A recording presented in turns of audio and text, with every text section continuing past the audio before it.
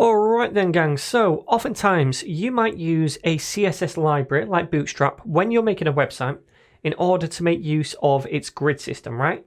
Now normally libraries like that use a 12-column grid where you can place elements as you wish on any of the 12 columns. So what I'm going to do is talk about how to create a similar 12-column grid system easily using CSS Grid instead. So right here we can see this is a picture of a 12-column grid, and I've added in the line numbers as well. So starting at 1 all the way up to 13, because remember the line numbers are always one more than the number of columns that we have.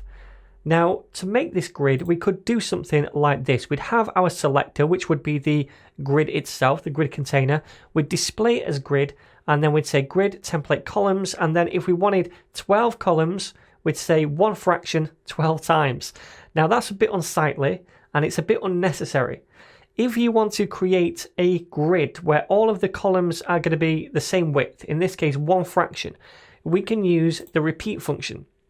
So we'd still say display grid, but this time for grid template columns we could say repeat, and then in parentheses how many times we want to repeat something, and then secondly after the comma whatever it is that we want to repeat, so 1FR. And that is going to do exactly the same thing. Under the hood it's going to do this and place 1FR 12 times as the value, but it's just easier for us to write this and create those grid columns this way. So that's going to give us a grid with 12 columns, right?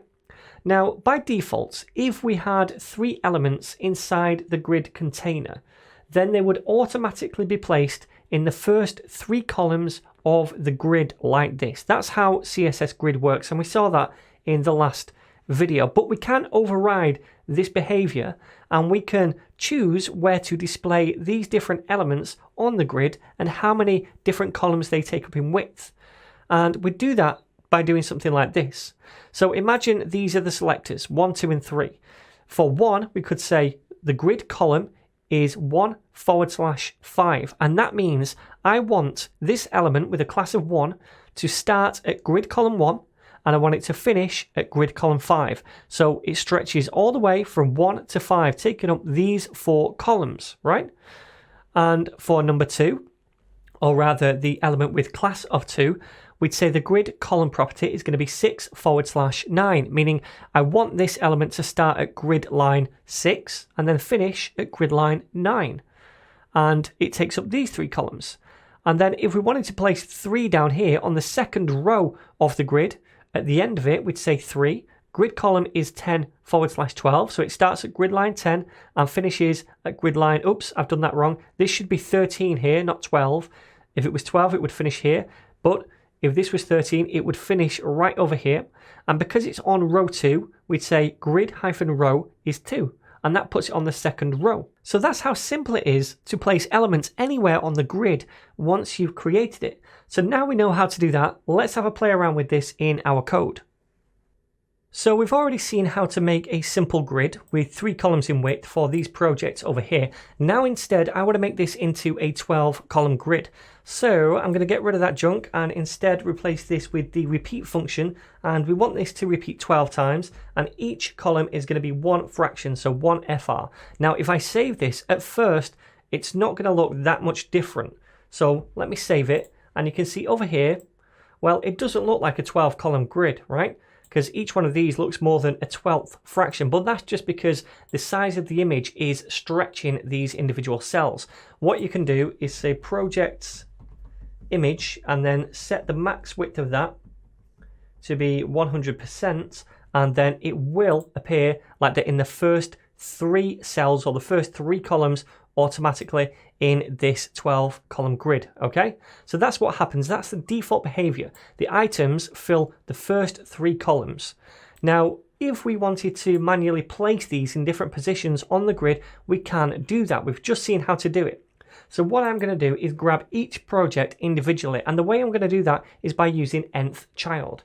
So I'm going to say projects and then A, because remember, if we take a look at the index file over here, we can see that each one of these things, each one of these items is an anchor tag, right? Now I want the first child first of all, then the second child, and then the third child. So we can use the nth child pseudo class to do that. Now, to do that, we say colon and then nth hyphen child, then in parentheses, whatever child we want. So I want the first child. And what that means is, okay, get me the anchor tag inside the project, which is the first child. And that is going to be the very top one, okay? So for this one, we're going to say grid column to say what columns it should take up. And it's going to start at grid line 2. So that's one cell across or one column across and finish at 6.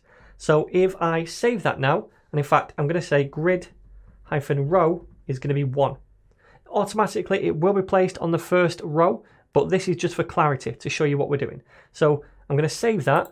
And now we can see that the first one, which is the space race game, is going from number 2, line number 2, all the way to number 6. All right, so it's taking up those 3 columns. Now, the other one, which was actually second, has gone back to fill in the first space. That's the default behavior. But what we actually want to do now is do the same thing for the second one and also the third one. So let me change this right here to 2 and this to 3. And let's change where we place them. So this one is going to be starting at grid line 8 and finishing at 12. And then this one can be 5 and 9. And we'll change the last one down here to row 2. So save that and come and check it out. And all right, so now we can see they're all placed on the grid in the places that we want them to be. And we've done that using grid column and grid row. Dead simple. Now, the best way to get the hang of this is just to play around with these 2 properties right here, because they really do give you a lot of flexibility. But now hopefully we know the basics of CSS Grid and how to create these grids. Now we can use them going forward in our project.